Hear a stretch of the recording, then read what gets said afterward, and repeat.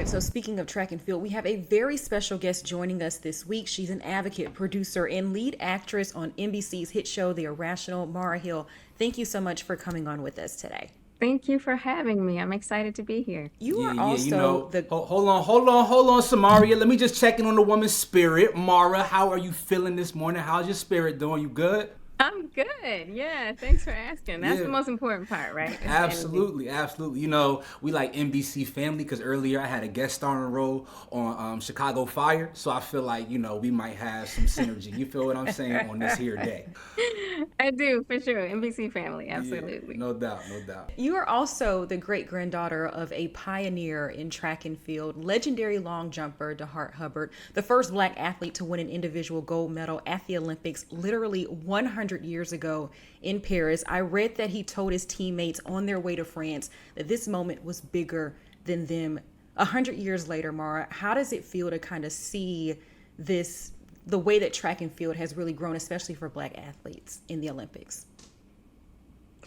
It feels great, like you want to see progress if it's been 100 years. I've been watching. Obviously, I watched the Olympics this year more than any other year, and just to kind of get a sense of how the athletes have progressed, and just thinking about my great grandfather's mindset at the time and all that he went through, and thinking about all that they're going through, I do still feel like we may be a bit underrepresented across the board. There are still racial stereotypes that persist.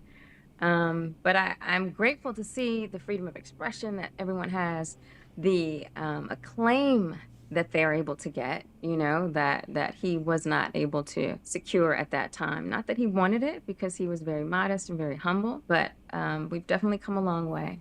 And it feels good, and it feels inspiring to watch the Olympics any year, but this year in particular is pretty momentous for me and our family. You would think, though, being the first Black man to win an individual gold medal in track and field would yield a little bit more popularity and for sure appreciation. Seeing as how he won that gold medal 12 years before Jesse Owens, why do you think there aren't more people aware of your grandfather's accomplishments? Well, 100 years ago, he was the first African American to win individual gold, but that particular Olympics was also the first Olympics to have live radio broadcast. So everything was just newspapers. He was all over the papers, right? And of course, the 1920s was the Jim Crow era. Now, he was up north, but there was an intentional suppression and oppression around achievement. So that has a lot to do with it. I think the difference between what he and Jesse, like, he was definitely an inspiration to Jesse Owens.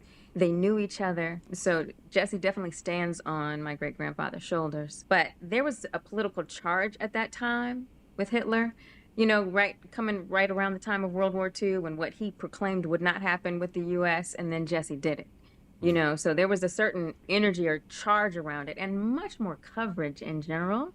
They had to go through a lot more to get that kind of coverage at that time in the 20s. They come a lot further in the 30s, and there was this political charge with Jesse Owens. But then, like I said, my great-grandfather was very humble, very modest.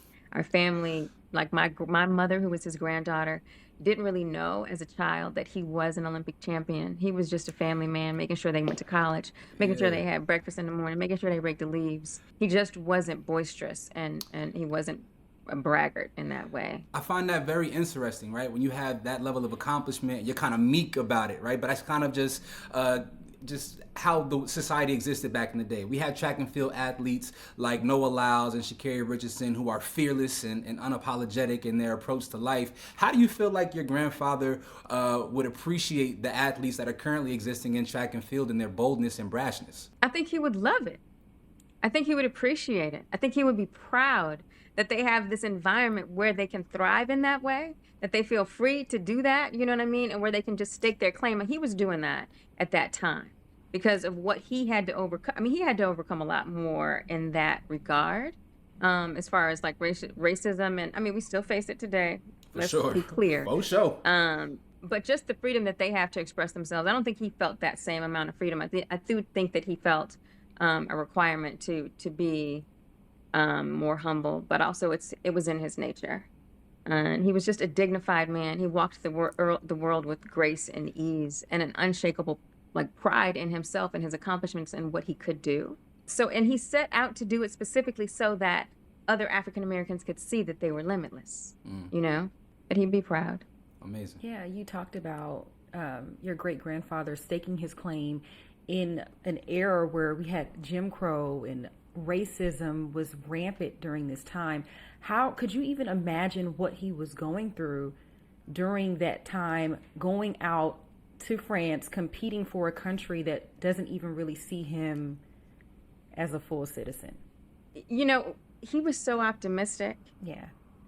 He didn't look for the ways or the places where he had obstacles as much as he did like where he fit. He was the consummate athlete, but he was also quite the scholar. He had a Harvard scholarship offered to him. Wow. And then University of Michigan pursued him. He didn't go to Harvard probably because it was a scholarship and he wanted to earn his way. He had that way about him. But on the way to Paris, you know, he was in the bow of the boat.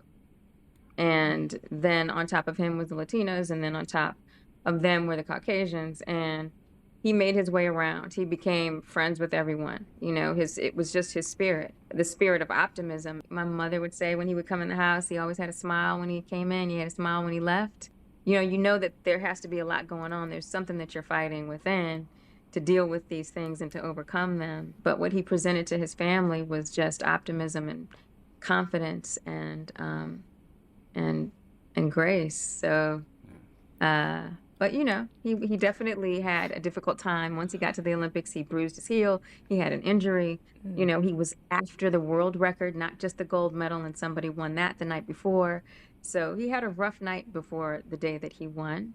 That was psychologically taxing.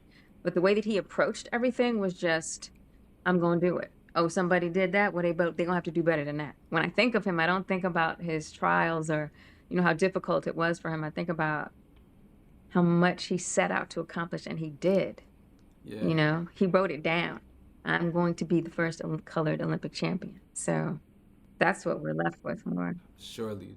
There's, of course, going to be some heavy moments, right? When you're an athlete, a black athlete in 1924, there's going to be obstacles to overcome. But I want to hear maybe about some lighthearted moments that maybe you've heard over the years, things about your great-grandfather, that people couldn't even imagine, the lightheartedness, the joy, because you have to have a certain level of exuberance to be able just to survive mentally that time period. So have you heard of any stories over the years of your great-grandfather that make you smile? In high school, he was on a football team.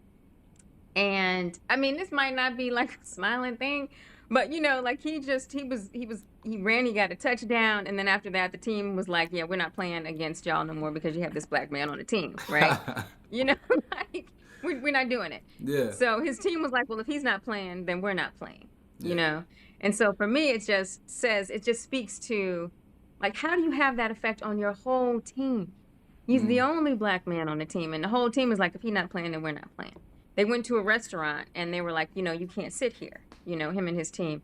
You can't sit here, you know, you have to sit, so you can't sit in the same place that they're sitting. They all said, well, we're not going to sit there then. It's the impact that he had, I think, on others primarily. And then just on the family, you know, he was a bit of a jokester, you know, he would do practical jokes, but he was also around the fact that he was such a hard worker. He wouldn't let you sleep in. He would be up at the crack of dawn doing stuff.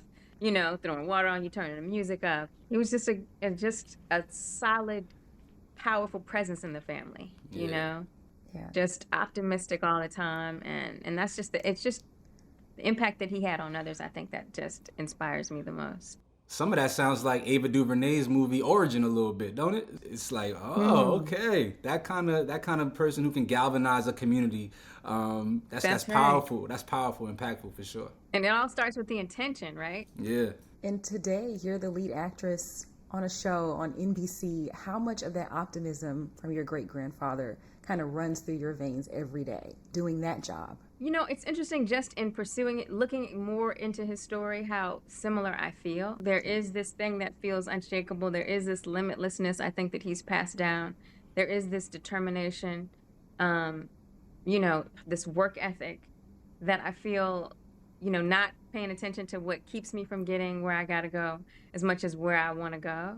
So it's not sports related, but I do feel compelled to ask you, do you see any potential threats or danger in the profession of storytelling with the advancement of artificial intelligence? I think right now I feel really optimistic because it's got some catching up to do to get a good sense of it. It just depends on, I think, the human spirit more than anything. Like if you look at something that's AI generated, you can tell it doesn't have life. You know what I mean? There's some things that you look at and you're like, oh my God, that's a beautiful house. Oh, dang. You know what I mean? It's AI. Well, there's Nothing a in couple. there is- There's some brothers on the internet, especially Instagram, who see fine women that are AI generated and they can't tell the difference. I be seeing them in the comment section. I just want to let you know that. People getting fooled out here. They get fooled. Okay, I'm not saying that they can't at first glance be fooled. But as far as storytelling, you know what I'm saying? You know, could it feel like, you know, going to see an animated film? Sure. You know, you can get pulled in knowing that it's animated. But being told that it's real and it actually not being real, I think you have to connect to the soul of a thing. Like as a storyteller, you're connecting to like you're connecting to your audience. You're connecting to the person that's in front of you. You're really interacting. And there's truth and honesty or there's not. And the thing that I feel about AI is that it lacks that thing. It's the most beautiful, subtle thing about human connection that it lacks. Okay. And so how far it gets is going to depend on how much we lack that. Yeah. It's going to do what it's going to do, but I trust ultimately that if it finds its way into this area, that we're going to have to open up and expand ourselves in another way. For sure. You know? I Samar, don't feel threatened by it. shout out to you, Samaria. So your great grandfather went to the University of Michigan. We ain't even touched on the fact that he founded and managed a Negro League baseball team, which is insane to think about. Such a full life that your great grandfather lived. So how can people honor his legacy? Does your family have any scholarships or programs of any sort in his name? Well, right now, my cousins and I have just created the DeHart Legacy Group. And our focus right now is to get the story told more. So we're pulling all of these archive newspapers, hiring people, producers, archive producers, to make sure that we tell a good story and inform people through the form of a documentary. They do Omega Sci-Fi, like you mentioned, that University of Michigan does have a scholarship fund that they're doing. His high school, Walnut Hills High School, does an invitational, the DeHart Hubbard Invitational, every year. So right now we're just taking ours to the storytelling piece and expect that it will expand beyond that. But that is something that me and another great-granddaughter of his, Shani Harris, and Kristen are all putting together as we speak. So Okay. I smell feature film. I smell right. feature film. I smell the same thing. You know what I mean? I ain't mad at it. You know, just let me play like a obscure tight end in the background or something. Just like one little pass over the middle, or just let me.